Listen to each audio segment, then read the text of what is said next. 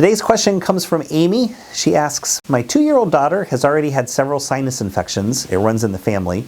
Is there something that can be done to help her so that every cold does not turn into one? We have had her allergy tested and she only has a mild dog allergy, but she's fine unless she has a cold.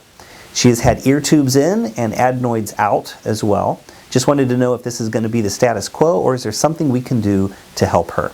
How do sinus infections occur? Well, it's a lot like ear infections. The sinus cavities are connected to the mouth and the nose by openings and passages.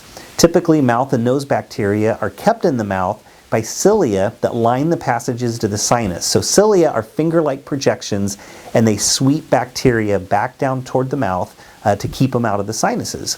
But when a kid gets a viral upper respiratory infection or a cold, the virus infects the cilia cells, they don't do their job properly, and mouth and nose bacteria make their way through the passage up to the sinus cavity.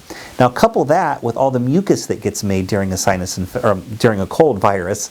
All that mucus clogs up the opening in the passage, and then any bacteria that had gone up into the sinus cavity gets trapped there. Can't get back down to the mouth because all that mucus is in the way. They have nowhere to go, they reproduce, they overwhelm the space, the body sends in white blood cells to clean them up, and bam, you have a sinus infection. Now that process takes time, which is why we don't diagnose sinus infections when cold symptoms have only been present for a few days.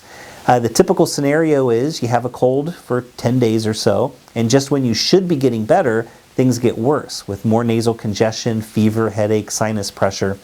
So when you look at the mechanism by which sinus infections occur, you see the best way to prevent them is by preventing viral upper respiratory infections or colds, which kick off that bacterial process. It's a good idea for a kid with recurrent sinus infections to see an ear, nose, and throat specialist to make sure there isn't an anatomical problem that can be addressed. And kids with immune system problems may get frequent sinus infections, so that's something else your doctor or allergist or immunologist may wish to address. But first things first, in a 2-year-old, you want to be sure sinus infection really is the problem, because sometimes we're just dealing with recurrent viral upper respiratory infections. Sure, you take an antibiotic and your kid gets better, but did the antibiotic really help, or by the time you got the antibiotic started, was the viral infection winding down anyway?